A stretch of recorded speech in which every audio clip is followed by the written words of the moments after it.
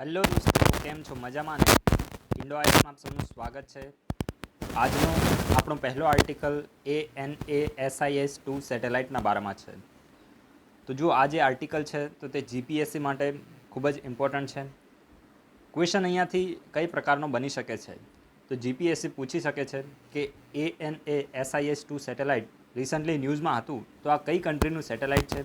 તો તમારે એનો સાચો આન્સર આપી દેવાનો કે ANASIS-2 સેટેલાઇટ સાઉથ કોરિયાની સેટેલાઇટ છે અને આ સાઉથ કોરિયાની ફર્સ્ટ મિલિટરી સેટેલાઇટ છે. આ ફેક્ટ તમારે યાદ રાખવાનું છે. નોટ ડાઉન કરો એટલે ત્યારે તમારે લખવાનું ANASIS-2 સેટેલાઇટ સાઉથ કોરિયા અને સાઉથ કોરિયાની ફર્સ્ટ મિલિટરી સેટેલાઇટ છે. અને આને કયા લોન્ચ વ્હીકલ દ્વારા લોન્ચ કરવામાં આવી છે? તો તમે ઇલોન મસ્કનું નામ સાંભળ્યું હશે. તો ઇલોન મસ્કની એક સ્પેસ એજન્સી જેનું નામ છે સ્પેસએક્સ. તો સ્પેસએક્સનું લોન્ચ વ્હીકલ છે જેનું નામ છે ફાલ્કન 9. તો આ ફાલ્કન 9 રોકેટનો યુઝ કરીને આ જે સેટેલાઇટ છે તો તેને લોન્ચ કરવામાં આવી છે. અને ક્યાંથી લોન્ચ કરવામાં આવી છે? તો યુએસના ફ્લોરિડામાં જે કેપ કનાવરલ છે એરફોર્સ સ્ટેશન, તો ત્યાંથી આ જે સેટેલાઇટ છે તો તેને લોન્ચ કરવામાં આવી છે. તો આ નાના નાના ફેક્ટ તમારે યાદ રાખવાના છે. અને આ જે સાઉથ કોરિયાની ફર્સ્ટ મિલિટરી સેટેલાઇટ છે તો તે કઈ સેટેલાઇટને રિપ્લેસ કરશે? તો આની પહેલાં પણ એક સેટેલાઇટ 2006માં લોન્ચ કરવામાં આવી હતી જેનું નામ છે ANASIS-1 સેટેલાઇટ. અત્યારે કઈ છે? 2 છે. તો આ વન જે સેટેલાઇટ છે તો તેને આ 2 સેટેલાઇટ રિપ્લેસ કરી દેશે. અને આ સેટેલાઇટને કઈ ઓર્બિટમાં પ્લેસ કરવામાં આવશે? તો જીઓ સ્ટેશનરી ટ્રાન્સફર ઓર્બિટની અંદર આ સેટેલાઇટને લોન્ચ કરવામાં આવશે. હવે જો આપણે યુપીએસસી માટે તૈયારી કરીએ છીએ અને આ જે આર્ટિકલ છે તો તે સાઉથ કોરિયાનો આર્ટિકલ છે. તો જો ખાસ કરીને તમારે એટલું યાદ રાખવાનું કે જ્યારે કોઈ ઇન્ડિયાની સેટેલાઇટ હોય, ઈસરો દ્વારા કોઈ સેટેલાઇટ લોન્ચ કરવામાં આવ્યું હોય તો અથવા તો ઈસરોએ કોઈ સ્પેસ એજન્સી સાથે કોલાબરેશન કરીને કોઈ સેટેલાઇટ લોન્ચ કર્યું હોય ને, તો ત્યારે તમારે એના વિશે ડિટેલમાં ઇન્ફોર્મેશન લઈ લેવાની. પરંતુ જ્યારે ફોરેન કન્ટ્રીની સેટેલાઇટ હોય ત્યારે તમારે એના વિશે વધુ પડતું જાણવાની જરૂર નથી હોતી. ફક્ત એક જનરલ નોલેજ માટે યાદ રાખી લેવાનું કે ANASIS-2 સેટેલાઇટ ન્યૂઝમાં હતી તો કઈ કન્ટ્રીની સેટેલાઇટ છે? તો સાઉથ કોરિયાની સેટેલાઇટ છે, ફર્સ્ટ મિલિટરી સેટેલાઇટ છે અને જેને સ્પેસ એક્સ દ્વારા લોન્ચ કરવામાં આવી છે. અને એનું રોકેટનું નામ શું છે? તો ફાલ્કન 9. બસ આનાથી વધારે કશું તમારે યાદ રાખવાની જરૂર નથી. એના પછી જે નેક્સ્ટ આર્ટિકલ છે તો તે Global fund for AIDS, TB and મેલેરિયાના બારામાં છે. જો આ જે ફંડ છે તો તે યુપીએસસી માટે બહુ જ ઇમ્પોર્ટન્ટ છે. અહીંયાથી યુપીએસસીમાં ક્વેશ્ચન આવી શકે છે. તો આને આપણે બહુ જ ડિટેલમાં ડિસ્કસ કરવાના છીએ. તો જો ખાસ કરીને અત્યારે હું તમને પહેલાં બેકગ્રાઉન્ડ કહી દઉં કે તમને બધાને ખબર છે કે આ કોરોના વાયરસની હિસાબે અત્યારે જે લોકડાઉન થયું અને જે પણ અત્યારે ઇવેન્ટ બની રહી છે તો તેની જે નેગેટિવ ઇમ્પેક્ટ છે તો તે સમાજના દરેક સેક્ટર ઉપર પડી રહી છે, ઇકોનોમીના દરેક સેક્ટર ઉપર પડી રહી છે. તો જો આ જે ઇમ્પેક્ટ થઈ છે તો તેમાં ખાસ કરીને જે સેક્સ વર્કર છે, એના સિવાય જે લેસ્બિયન છે, ગે છે, બાયસેક્સ્યુઅલ લોકો છે, તો આ લોકો પણ બાકી રહ્યા નથી. તો જો અત્યારે એકચ્યુઅલીમાં પ્રોબ્લેમ શું છે કે સરકારે જે પણ વેરિયસ સ્કીમો નીકાળી તો એમાં ગરીબ જે લોકો છે તો તેને પણ ધ્યાનમાં લેવામાં આવ્યા. એમએસએમઈ જે ઇન્ડસ્ટ્રી છે તેને ધ્યાનમાં લેવામાં આવી, બિગ ઇન્ડસ્ટ્રીને ધ્યાનમાં લઈને અમુક પ્રોવિઝન કરવામાં આવી. પરંતુ આ જે સેક્સ વર્કરના જે લોકો છે, એના સિવાય લેસ્બિયન છે, બાયસેક્સ્યુઅલ છે, ગે લોકો છે, તો આ લોકોએ અત્યારે પોતાની જે પિટિશન છે તો તે ખાસ કરીને Global fund for AIDS, TB and મેલેરિયામાં ફાઇલ કરી છે કે સરકારે અમને ટોટલી આ પ્રકારના પેન્ડેમિકના સમય દરમિયાન અને આ એક જે મુસીબતનો સમય છે ત્યારે સરકારે અમને ટોટલી શું કરી દીધા છે? ઇગ્નોર કરી દીધા છે. અને એટલા માટે જ આ લોકોએ અત્યારે Global fund for AIDS, TB and મેલેરિયામાં પોતાની પિટિશન ફાઇલ કરી છે કે સરકારે અમને ઇગ્નોર કર્યા છે, અમારે પણ સહાયની જરૂર છે. તો આ જ માટે અત્યારે જે global fund for AIDS, TB and malaria છે તો તે ન્યૂઝમાં હતું, ખબર પડી ગઈ. હવે આ પિટિશન ફાઇલ કોને કરી? તો અહીંયા વેરિયસ ઓર્ગેનાઇઝેશન અહીંયા આપેલા છે. તો એક્ઝામ માટે ઇમ્પોર્ટન્ટ નથી, પરંતુ તમારે જો વાંચવું હોય તો વિડીયોને પોઝ કરીને વાંચી શકો છો. એક્ઝામમાં અહીંયાથી ક્વેશ્ચન નહીં બને. ક્વેશ્ચન ક્યાંથી બનશે? ક્વેશ્ચન અહીંયાથી બનશે કે global fund for AIDS, TB and malaria શું છે? જો અહીંયાથી ક્વેશ્ચન આવવાની સંભાવના યુપીએસસીમાં બહુ જ વધારે છે. તો જો આ જે ફંડ છે ને તો તે 2019માં પણ ન્યૂઝમાં રહ્યો હતો. કારણ કે ઇન્ડિયાએ આ જે ફંડ છે તો તેની અંદર $22 મિલિયન શું કર્યું હતું? કોન્ટ્રીબ્યુશન કર્યું હતું. કે એટલે કે ઇન્ડિયાએ આ ફંડની અંદર 2019માં $22 મિલિયન અહીંયા કોન્ટ્રીબ્યુશન કર્યું હતું Global fund for AIDS, TB and મેલેરિયામાં. હવે આ જે ફંડ છે તો તેનો મેઇનલી મકસદ શું છે? તો જો મકસદ તો બહુ જ સિમ્પલ છે કે ખાસ કરીને જે એડ્સ છે, ટીબી છે, મલેરિયા છે, તો આ જે ડિસીઝ છે તો તેને સમગ્ર વિશ્વમાંથી શું કરી દેવા? ઇરેડિકેટ કરવા, ખતમ કરવા માટે. આ જે ડેડલીએસ્ટ ઇન્ફેક્શિયસ ડિસીઝ છે તો તેને વર્લ્ડમાંથી રિમૂવ કરવા માટે આ જે ફંડ છે તો તે કાર્ય કરે છે. અને આ ફંડની અંદર ઇન્ડિયાએ પોતાની જે સસ્ટેન પાર્ટનરશિપ છે તો તેને અહીંયા એક સારી રીતે શેર કરી છે. કારણ કે ઇન્ડિયાએ આ જે ફંડ છે તો તેની અંદર શું કર્યું છે? કોન્ટ્રીબ્યુશન પણ કર્યું છે, ડોનર પણ છે, અને ઇન્ડિયાએ આ ફંડની અંદરથી અમુક જે ફંડિંગ છે તો તે પણ મેળવ્યું છે, તે પણ તમને ખબર હોવી જોઈએ. હવે આ જે ગ્લોબલ ફંડ છે ને તો તેને ક્રિએટ ક્યારે કરવામાં આવ્યો હતો? તો 2002ની અંદર આ ફંડને ક્રિએટ કરવામાં આવ્યો હતો. અને ત્યારે ટોટલ $2 બિલિયન રૂપિયાનું આની અંદર ઇન્વેસ્ટમેન્ટ કરવામાં આવ્યું હતું. અને મકસદ તો મેં તમને પહેલાં પણ કીધું કે જે ટ્યુબરક્લોસિસ છે, મલેરિયા છે અને ટીબી છે, તો આવા જે ડિસીઝ છે, ડેડલીએસ્ટ ડિસીઝ છે, ઇન્ફેક્શિયસ ડિસીઝ, તો તેને શું કરી દેવા, તો ઇરેડિકેટ કરવા માટે આ જે ફંડ છે તો તેને 2002ની અંદર લોન્ચ કરવામાં આવ્યો હતો. અને ત્યારે જે કોન્ટ્રીબ્યુશન હતું, ઇન્વેસ્ટમેન્ટ હતું, તો તે $2 બિલિયન ઇન્વેસ્ટમેન્ટ હતું. અને અહીંયાથી પણ ક્વેશ્ચન આવી શકે છે કે આ ફંડની અંદર કોણ કોણ પાર્ટનરશિપ કરે છે. તો જો ગવર્મેન્ટ પાર્ટનરશિપ કરે છે, સિવિલ સોસાયટી પાર્ટનરશિપ કરે છે, ટેકનિકલ એજન્સી પાર્ટનરશિપ કરે છે, પ્રાઇવેટ સેક્ટર પાર્ટનરશિપ કરે છે, અને જે પણ આ ડિસીઝથી અફેક્ટેડ લોકો છે, ખાસ કરીને HIV પીડાતા લોકો છે, મેલેરિયાથી પીડાતા લોકો છે, TBથી પીડાતા લોકો છે, આવા જે ડિસીઝ છે તેનાથી પીડાતા લોકો પણ પાર્ટિસિપેટ કરે છે.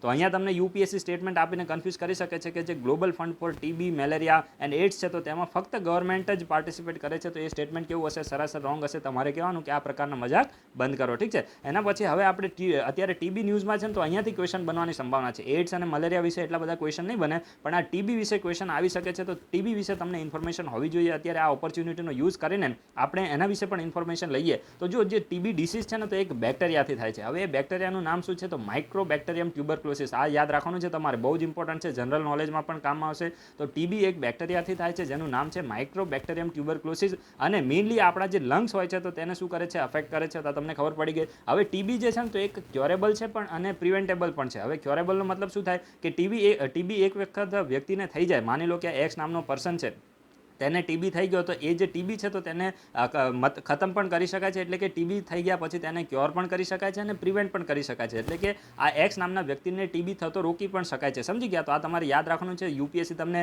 સ્ટેટમેન્ટ આપીને કન્ફ્યુઝ કરી શકે છે કે TB એ ઇનક્યોરેબલ ડિસીઝ છે, એટલે કે TBનું ક્યોર થઈ શકતું નથી. તો તમારે કહી દેવાનું કે આ સ્ટેટમેન્ટ પણ તમારું ગલત છે, તમે અમને ખોટા પાડો છો, ઠીક છે. હવે જો સમગ્ર વિશ્વની અંદર 24 માર્ચનો જે દિવસ છે ને, આ યાદ રાખજો, બહુ જ ઇમ્પોર્ટન્ટ છે, જનરલ નોલેજમાં પણ કામમાં આવશે અને તમે મેઇન્સમાં પણ આ પ્રકારના જે સ્ટેટમેન્ટ છે તો તે લખી શકો છો. સમગ્ર વિશ્વમાં 24 માર્ચનો જે દિવસ છે તો તેને વર્લ્ડ ટ્યુબરક્લોસિસ ડે તરીકે સેલિબ્રેટ થાય છે. હવે 24 માર્ચ જ કેમ, તો એની પાછળનું પણ રીઝન છે. એક જર્મનના માઇક્રોબાયોલોજિસ્ટ હતા જેમનું નામ હતું ડૉક્ટર રોબર્ટ કોચ. જો આ પણ નોટ ડાઉન કરજો, બહુ જ ઇમ્પોર્ટન્ટ છે. જર્મનના માઇક્રોબાયોલોજિસ્ટ હતા જેમનું નામ હતું ડૉક્ટર રોબર્ટ કોચ. તો આ જે ડૉક્ટર રોબર્ટ કોચ છે તો તેમણે 24 માર્ચના દિવસે આ જે માઇક્રોબેક્ટેરિયમ ટ્યુબરક્લોસિસ છે તો આ બેક્ટેરિયાની શું કરી હતી, શોધ કરી હતી. અને એના હિસાબથી 24 માર્ચનો જે દિવસ છે તો તેને વર્લ્ડ ટ્યુબરક્લોસિસ ડે તરીકે આ જે શોધ છે તો તેને કોમેમોરેટ કરવા માટે સેલિબ્રેટ કરવામાં આવે છે. હવે આપણા ગવર્મેન્ટ ઓફ ઇન્ડિયાએ કયા પ્રકારના ઇનિશિયેટિવ લીધા છે જેથી કરીને ઇન્ડિયાની અંદર આવા જે ડેડલીએસ્ટ ડિસીઝ છે તો તેને ખતમ કરી શકાય? તો લગભગ 12 જેટલા જે ડિસીઝ છે જેમાં ટ્યુબરક્લોસિસ પણ આવી જાય છે તો તેને ખતમ કરવા માટે 1985માં ગવર્મેન્ટે એક ઇનિશિયેટિવ લોન્ચ કર્યો છે, સ્કીમ લોન્ચ કરી હતી અને જેનું નામ હતું યુનિવર્સલ ઇમ્યુનાઇઝેશન પ્રોગ્રામ. જો બહુ જ ઇમ્પોર્ટન્ટ છે, યુનિવર્સલ ઇમ્યુનાઇઝેશન પ્રોગ્રામ ગવર્મેન્ટે ક્યારે લોન્ચ કર્યો હતો? 1985માં લોન્ચ કર્યો હતો. જેનું મકસદ એ હતું કે ઇન્ડિયાની અંદર 12 જેટલા જે ડિસીઝ છે તો તેની અગેન્સ્ટમાં શું કરવામાં આવે, વેક્સિનેશન કરવામાં આવે, લોકોને વેક્સિન આપવામાં આવે છે જેથી કરીને લોકો આ પ્રકારના ડિસીઝથી બચી શકે, ઠીક છે. અને જો આ અહીંયા મેં લખેલું નથી પણ હું તમને એ પણ કહી દઉં કે 2025 સુધી આપણા ગવર્મેન્ટનો ટાર્ગેટ છે કે ઇન્ડિયામાંથી જે ટ્યુબરક્લોસિસ છે, TB છે, તો તેને શું કરી દેવામાં આવશે, એલિમિનેટ. તો આ પણ સ્ટેટમેન્ટ UPSC આપી શકે છે. જો ખાસ કરીને સમગ્ર વિશ્વનો ટાર્ગેટ શું છે, સમગ્ર વિશ્વનો ટાર્ગેટ છે કે 2035 સુધી TBને એલિમિનેટ કરવું. પરંતુ આપણી જે સરકાર છે તો તે ખૂબ જ એક્ટિવલી TBને ઇરેડિકેટ કરવા માટે કાર્ય કરી રહી છે. અને આપણી સરકારે શું ડિસિઝન લીધો છે કે અમે તો ભાઈ તમે 2035 સુધી કરજો, અમે તો 2025 સુધી TBને ખતમ કરી દઈશું. તો આપણે આ લોકોથી 10 વર્ષ પહેલાં TBને ખતમ કરવાનો ટાર્ગેટ રાખ્યો છે. અને મારું પણ એવું માનવું છે કે ટાર્ગેટ હંમેશા ઊંચો જ રાખવો જોઈએ. તમે જો ઊંચો ટાર્ગેટ રાખશો, 100 તમારો ટાર્ગેટ હશે તો તમે 100ને અચીવ કરવાની કોશિશ કરશો તો તમે 90 આવીને રૂકશો તો પણ તમને સેટિસ્ફેક્શન વધારે મળશે. પરંતુ જો તમારો 50 ટાર્ગેટ હશે તો તમે 50ને અચીવ કરવામાં જો 40 આવીને રૂકશો તો તમારે અહીંયા જે તમને 50નો જે નુકસાન થશે તો આ તમે સમજી શકો છો. એટલે કે હંમેશા ટાર્ગેટ ઊંચો રાખવો જોઈએ. તો આ આપણે પૂરો આર્ટિકલ ડિસ્કસ કરી લીધો છે Global fund for AIDS, TB and મેલેરિયાના બારામાં. હવે હું તમને એક ક્વેશ્ચન પૂછું છું. નિક્સઈ એપ્લિકેશનનું તમે નામ સાંભળ્યું હશે. હું અહીંયા સ્પેલિંગ લખું છું, NIKSHY. તો જે નિક્સઈ એપ્લિકેશન છે તો આ જે એપ્લિકેશન છે તો તે કયા ડિસીઝ માટે લોન્ચ કરવામાં આવી છે ને, તો આ વિડીયોના કમેન્ટ બોક્સમાં તમારે એનો આન્સર આપવાનો છે કે જે નિક્સઈ એપ્લિકેશન છે તો તે કયા ડિસીઝ માટે છે અને એનો મકસદ શું છે. તો આ વિડીયોના કમેન્ટ બોક્સમાં તમારે એનો આન્સર આપવાનો છે. એના પછી જે નેક્સ્ટ આર્ટિકલ છે તો નેશનલ ફાઇનાન્શિયલ રિપોર્ટિંગ ઓથોરિટીના બારામાં છે. તો જો ન્યૂઝ શું છે, નેશનલ ફાઇનાન્શિયલ રિપોર્ટિંગ ઓથોરિટીએ એક ટેકનિકલ એડવાઇઝરી કમિટીને ગઠિત કરી છે. તો જો આ જે ટેકનિકલ એડવાઇઝરી કમિટી ગઠિત કરી તો અહીંયાથી ક્વેશ્ચન બનવાની સંભાવના નથી, પરંતુ જે ક્વેશ્ચન આવશે તો તે નેશનલ ફાઇનાન્શિયલ રિપોર્ટિંગ ઓથોરિટીમાંથી ક્વેશ્ચન આવવાની સંભાવના વધારે છે. તો પહેલાં તો આપણે જે નેશનલ ફાઇનાન્શિયલ રિપોર્ટિંગ ઓથોરિટી છે તો તેના વિશે ઇન્ફોર્મેશન લઈએ, પછી આપણે ટેકનિકલ એડવાઇઝરી કમિટી ઉપર આવીએ. તો જો આ જે નેશનલ ફાઇનાન્શિયલ રિપોર્ટિંગ ઓથોરિટી છે ને તો તેને ક્યારે બનાવવામાં આવી હતી? તો 2018માં બનાવવામાં આવી હતી. એના હિસાબથી યુપીએસસી માટે આ ઇમ્પોર્ટન્ટ થઈ જાય છે. યાદ રાખજો, યુપીએસસી હંમેશા કરંટ અને કન્ટેમ્પરરી અફેર્સમાંથી ક્વેશ્ચન પૂછે છે. કન્ટેમ્પરરી અફેર્સ એટલે શું થાય કે લગભગ 2 થી લઈને 2.5 વર્ષ સુધીના પણ યુપીએસસી ક્વેશ્ચન પૂછી શકે છે. યુપીએસસીનો ક્યારે પણ એટલો બધો વધારે ટ્રસ્ટ કરવો નહીં, પરંતુ જીપીએસસી તમને 1 વર્ષ સુધી, એટલે કે કરંટ અફેર્સ જીપીએસસીમાં ઇમ્પોર્ટન્ટ હોય છે, પરંતુ યુપીએસસીમાં કન્ટેમ્પરરી અફેર્સ પણ ઇમ્પોર્ટન્ટ હોય છે. તો આ નેશનલ ફાઇનાન્શિયલ રિપોર્ટિંગ ઓથોરિટીના વિશે પણ યુપીએસસી ક્વેશ્ચન પૂછી શકે છે. 2018માં આ બોડીને બનાવવામાં આવી હતી. કયા એક્ટ તહેત? તો આ પણ તમારે યાદ રાખવાનું છે, કંપનીઝ એક્ટ 2030 તહેત. અને એનો કયો સેક્શન? Under section 132(1). તો આ સેક્શનનો યુઝ કરીને આ જે નેશનલ ફાઇનાન્શિયલ રિપોર્ટિંગ ઓથોરિટી છે, તો તેને 2018માં બનાવવામાં આવી હતી. અહીંયા તમે ચાર્ટર્ડ એકાઉન્ટ એક્ટ સાથે અહીંયા કન્ફ્યુઝ થઈ શકશો, કારણ કે યુપીએસસી પણ તમને કન્ફ્યુઝ કરવા માટે સીએ એક્ટ જ આપશે. ઠીક છે, તો તમારે કન્ફ્યુઝ થવાનું નથી. અને કંપનીઝ એક્ટ 2030 તહેત બનાવવામાં આવી છે. અને આ બોડીનું કામ શું છે? તો જો બોડીનું કામ તો બહુ જ સિમ્પલ છે. ખાસ કરીને જે પણ અકાઉન્ટિંગ સ્ટાન્ડર્ડ છે, ઓડિટિંગ સ્ટાન્ડર્ડ છે, તો તેને એન્ફોર્સ કરવાનું જે કાર્ય છે, તેને આનું એન્ફોર્સમેન્ટ જે કંપનીઝ છે, તો તે ઠીકથી કરી રહી છે કે નહીં, તો આને મોનિટર કરવાનું કાર્ય કોણ કરે છે? તો નેશનલ ફાઇનાન્શિયલ રિપોર્ટિંગ ઓથોરિટી કરે છે. સમજી ગયા? એક વખત ફરીથી બોલું છું કે ખાસ કરીને જે પણ કંપનીઝ છે, તો તેના દ્વારા જે પણ અકાઉન્ટિંગ સ્ટાન્ડર્ડ છે અને જે ઓડિટિંગ સ્ટાન્ડર્ડ છે, તો તેને ઠીકથી એન્ફોર્સ કરવામાં આવે છે કે નહીં, તો તેને મોનિટર કરવા માટે આ જે બોડી છે, તો તેને એસ્ટાબ્લિશ કરવામાં આવી છે. કારણ કે તમે જોયું હશે કે જે અકાઉન્ટિંગ સ્કેમ છે, તો તે મોટા ભાગે વધી ગયા છે. ખોટા પ્રકારના જે ઓડિટ રિપોર્ટ છે, તો તે પબ્લિશ કરવામાં આવે છે ઓડિટર્સ દ્વારા. તો આ બધાથી શું થાય છે કે ખાસ કરીને જે ઇન્વેસ્ટર હોય, હવે માની લો કે એક્સ નામનો પર્સન ઇન્વેસ્ટર છે, હવે એને ઓએનજીસી કંપનીમાં કે કોઈ પણ પ્રાઇવેટ કે પબ્લિક કંપનીમાં એને ઇન્વેસ્ટમેન્ટ કરવું છે, તો આ માણસ શું કરશે? આ કંપનીની બેલેન્સ શીટ જોશે, આનો ઓડિટ રિપોર્ટ જોશે. પરંતુ માની લો કે આ ઓડિટ રિપોર્ટ જ ખોટો હશે, તો આ પર્સન ઇન્વેસ્ટમેન્ટ આ કંપનીના ખોટા ઓડિટ રિપોર્ટને જોઈને કરશે કે ભાઈ આ તો સારો એવો પ્રોફિટ કમાય છે, તો આ પર્સન ઇન્વેસ્ટમેન્ટ કરી દેશે. તો ફ્યુચરમાં એને શું થશે?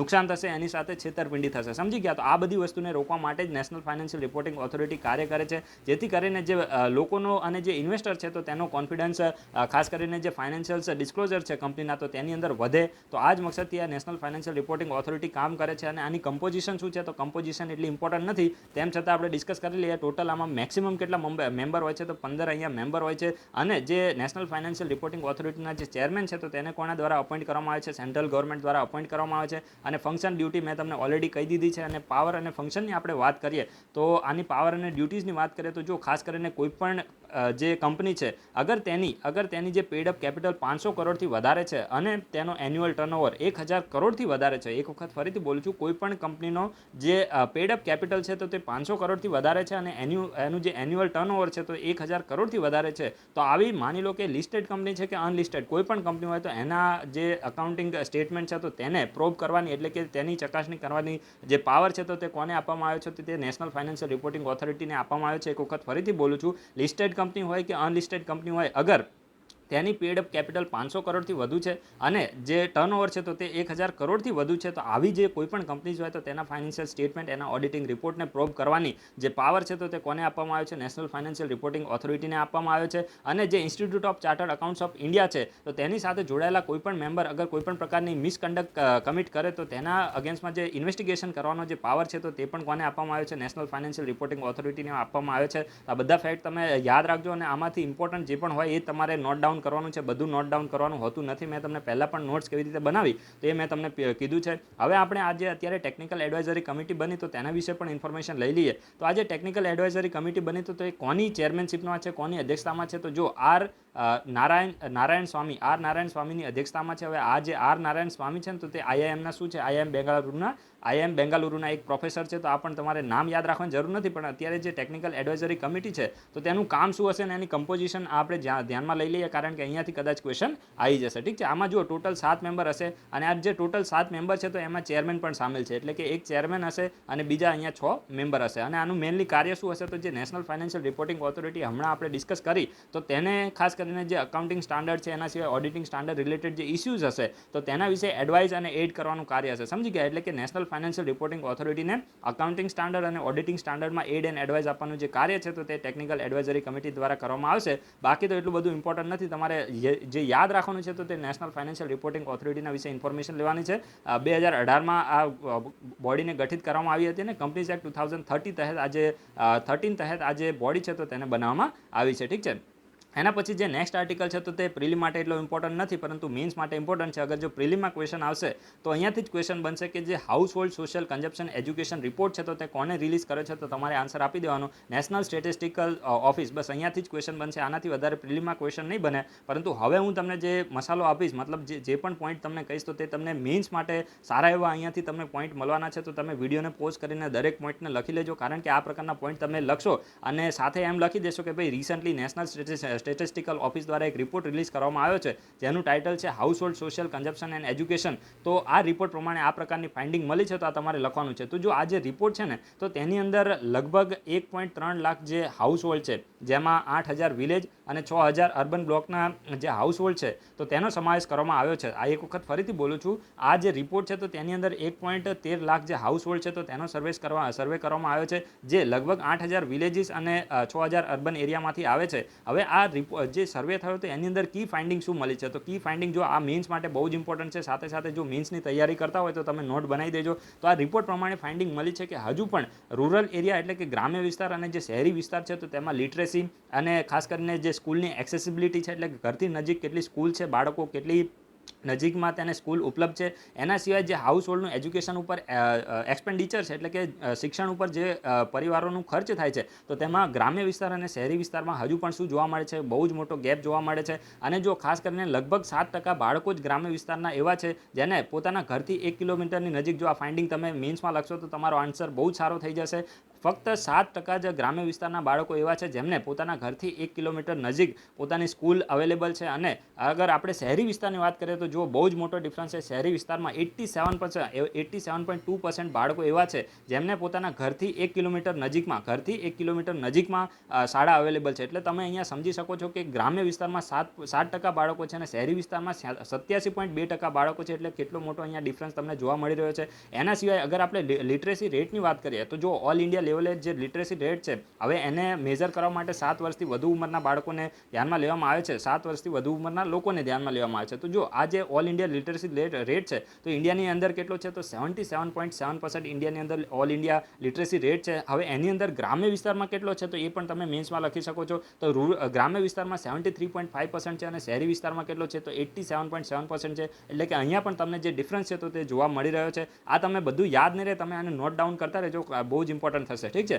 હવે જો ખાસ કરીને આપણે ડિજિટલ ડિવાઇસની વાત કરીએ તો ગ્રામ્ય વિસ્તારમાં ફક્ત 4% હાઉસ હોલ્ડ પાસે કમ્પ્યુટરની શું છે એક્સેસ છે. એટલે કે ફક્ત ગ્રામ્ય વિસ્તારમાં 4% જે પરિવારો છે તો તેની પાસે કમ્પ્યુટરની અવેબિલિટી છે. પરંતુ આપણે શહેરી વિસ્તારની વાત કરીએ, અર્બન એરિયામાં 23% જે હાઉસ હોલ્ડ છે તો તેની પાસે કમ્પ્યુટર અવેલેબલ છે. અને આપણે ઇન્ટરનેટ પેનિટ્રેશનની વાત કરીએ તો જો જે ગ્રામ્ય વિસ્તાર છે તો તેમાં 15% જે સર્વેડ પોપ્યુલેશન છે તો તેની પાસે ઇન્ટરનેટની એક્સેસ છે. પરંતુ શહેરી વિસ્તારની વાત કરીએ તો 42% લોકો જે છે તો તેની પાસે શું છે, ઇન્ટરનેટની એક્સેસ છે. તો આ બધું તમને ફેક્ટ ખબર પડી ગઈ.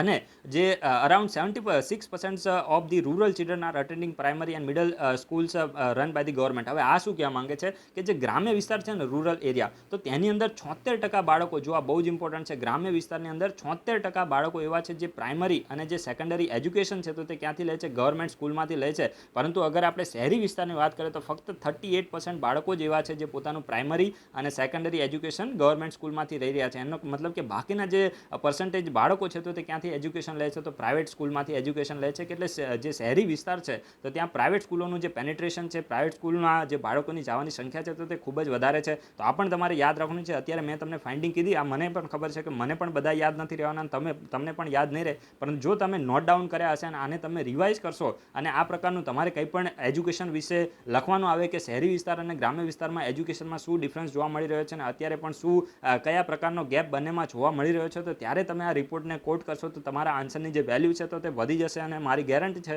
કે તમને બીજા કરતાં ખૂબ જ સારા એવા માર્ક્સ મળશે. ઠીક છે. એના પછી જે નેક્સ્ટ આર્ટિકલ છે તો તે રેસ પ્રોગ્રામના બારામાં છે. તો જો આ જે રેસ પ્રોગ્રામ છે ને તો તેનું ફૂલ ફોર્મ પહેલાં તો તમે જાણી લો. ફૂલ ફોર્મ ઇમ્પોર્ટન્ટ છે.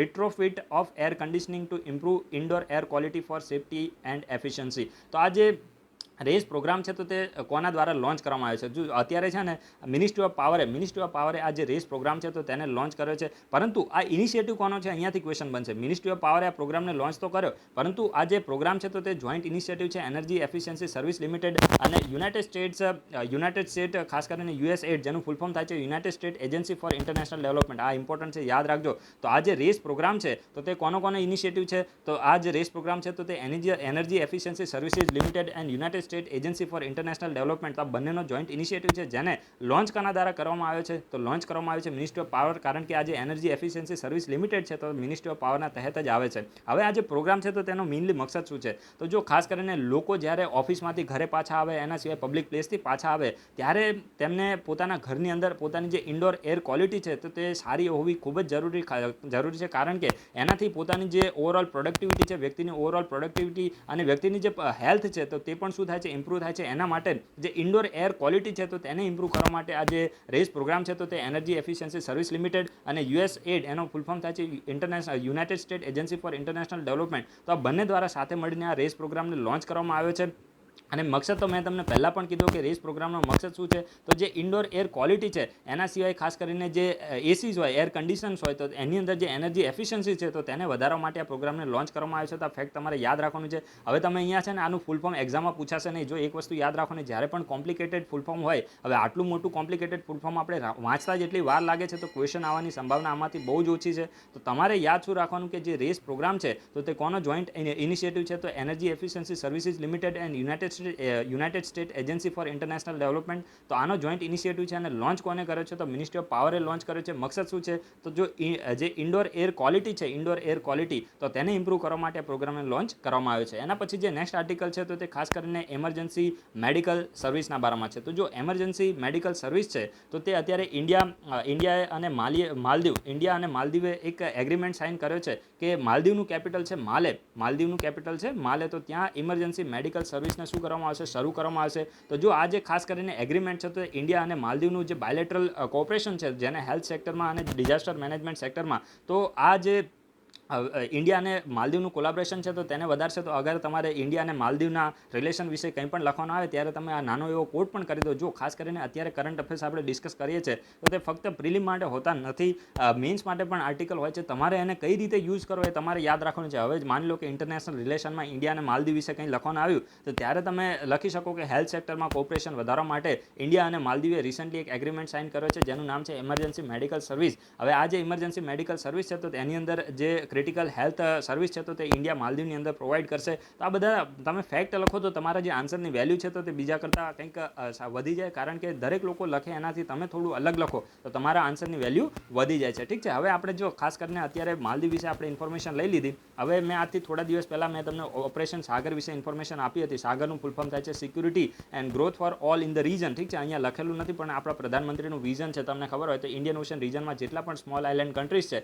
તો એ બધાને સિક્યુરિટી પ્રોવાઈડ કરી, બધાનો ગ્રોથ થાય, તો તે સાગર ઇનિશિયેટિવનો મેઇનલી મકસદ છે. તો જો આજ માટે જે ઓપરેશન સાગર છે તો તેને ઇન્ડિયન નેવી દ્વારા લોન્ચ કરવામાં આવ્યું હતું. હવે આ જે ઓપરેશન સાગર છે તો તેમાં મેઇનલી કાર્ય શું થયું હતું? તો જે પણ ઇન્ડિયન ઓશનની આઇલેન્ડ કન્ટ્રીઝ છે, નાની નાની આઇલેન્ડ કન્ટ્રીઝ, જેવી રીતે મોરિશિયસ છે, માલદીવ્સ છે, સેશલ્સ છે, કોમોરોસ છે, તો આ બધા જે નાના આઇલેન્ડ કન્ટ્રીઝ છે તો તેને કોવિડ-19 પેન્ડેમિકના સમય દરમિયાન મેડિકલ સપ્લાય પૂરી પાડવી, ફૂડ સિક્યોરિટી પૂરી પાડવી, એના સિવાય જે આયુર્વેદિક મેડિસિન છે તો તે અહીંયા પૂરી પાડવા માટે ઓપરેશન સાગરને લોન્ચ કરવામાં આવ્યું હતું. અને મેં તમને પહેલાં પણ કીધું હતું કે જે ઓપરેશન સમુદ્ર સેતુ છે તો તે ઇન્ડિયાના જે પણ લોકો, ઇન્ડિયાના સિટીઝન જે માલદીવ્સ છે એના સિવાય બીજા પણ વેરિયસ કન્ટ્રીની અંદર ફસાયેલા છે, ફ્લાઇટ બંધ થઈ ગઈ હોવાથી, ઇન્ટરનેશનલ ફ્લાઇટ બંધ હોવાથી લોકો ઇન્ડિયામાં પાછા આવી શકતા ન હતા, તો આવા લોકોને ઇવેક્યુએટ કરવા માટે ઇન્ડિયન નેવી દ્વારા ઓપરેશન સમુદ્ર સેતુ લોન્ચ કરવામાં આવ્યું હતું. તો આ બધા ફેક્ટ તમારે યાદ રાખવાના છે. અત્યારે આપણે આર્ટિકલ ડિસ્કસ કરી લીધો છે. ઇમરજન્સી મેડિકલ સર્વિસ ફેસિલિટીના બારામાં ઇન્ડિયા અને માલદીવ વચ્ચે એગ્રીમેન્ટ થયો છે. હવે જો આ આઇલેન્ડ ન્યૂઝમાં છે ને તો હું તમને એક ક્વેશ્ચન પૂછું, બધા આનો આન્સર આપવાનો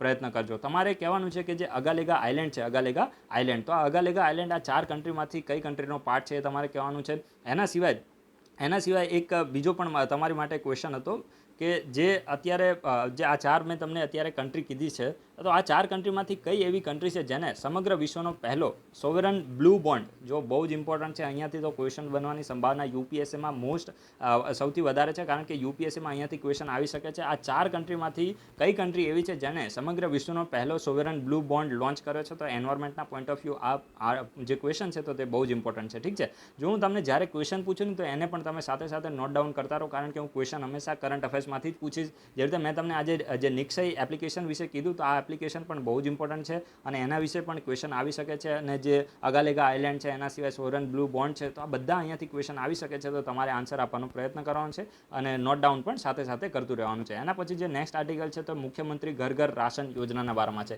યુપીએસસી એક્ઝામ માટે એટલું ઇમ્પોર્ટન્ટ નથી, પરંતુ તમારે કંઈ લખવાનું આવે તો વિશે કે ભાઈ દ્વારા કયા કયા પ્રકારના લોકો માટે સ્ટેપ લેવામાં આવે છે, લોકોને ભૂખ માટે કયા પ્રકારના લેવામાં આવે છે, આ પ્રકારના ઇનિશિયેટિવ લખી શકો. બાકી યુપીએસસી કે જીપીએસસીમાં ક્વેશ્ચન અહીંયાથી આવે એવું મને લાગતું નથી. જે મુખ્યમંત્રી ઘર ઘર યોજના છે, તો કયા સ્ટેટની યોજના છે? તો આપણું જે નેશનલ કેપિટલ ટેરેટરી એટલે કે એનસીટી દિલ્હીની જે ગવર્મેન્ટ છે, દિલ્હી ગવર્મેન્ટ દ્વારા આજે મુખ્યમંત્રી ઘર ઘર રાશન યોજના છે તો તેને લોન્ચ કરવામાં આવી છે. અને મકસદ શું છે? તો જો મકસદ તો એ છે કે આવનારા 6 થી લઈને 7 મહિના સુધી જે પણ રાશન કાર્ડ હોલ્ડર છે, તો આ બધાના જે આ બધા લોકો છે તો તેમના ઘરે એટલે કે તેમના ડોર સ્ટેપે જે રાશન છે તો તેની કીટને પહોંચાડવામાં આવશે. તો યાદ રાખવાનું છે, ગવર્મેન્ટ દ્વારા સારો એવો ઇનિશિયેટિવ લેવામાં આવ્યો છે. લોકોના ઘરે જઈને જે રાશન છે તો તેમને આપવામાં આવશે, જેથી કરીને એ લોકો રસ્તા ઉપર ના આવે અને દુકાનો ઉપર લાઈનો ના થાય, અને જે કોવિડ-19નું જે ઇન્ફેક્શન છે તો તેને સ્પ્રેડ થતું રોકી શકાય. તો આ જ મકસદથી મુખ્યમંત્રી ઘર ઘર રાશન યોજનાને શરૂ કરવામાં આવી છે. ઠીક છે, તો આપણે બધા આર્ટિકલ ડિસ્કસ કરી લીધા છે. આશા રાખું છું કે વિડીયોથી કંઈક તમને નવું જાણવાને શીખવા મળ્યું હશે. વિડીયો ગમે તો લાઇક જરૂર કરજો અને ચેનલને સબસ્ક્રાઇબ કરજો, અને જે પણ ક્વેશ્ચન પૂછવામાં આવે છે એનો આન્સર આપવાનો જરૂર પ્રયત્ન કરજો. ઠીક છે, સો થેન્ક્સ ફોર વોચિંગ. તમારા બધાનો દિવસ શુભ જાય.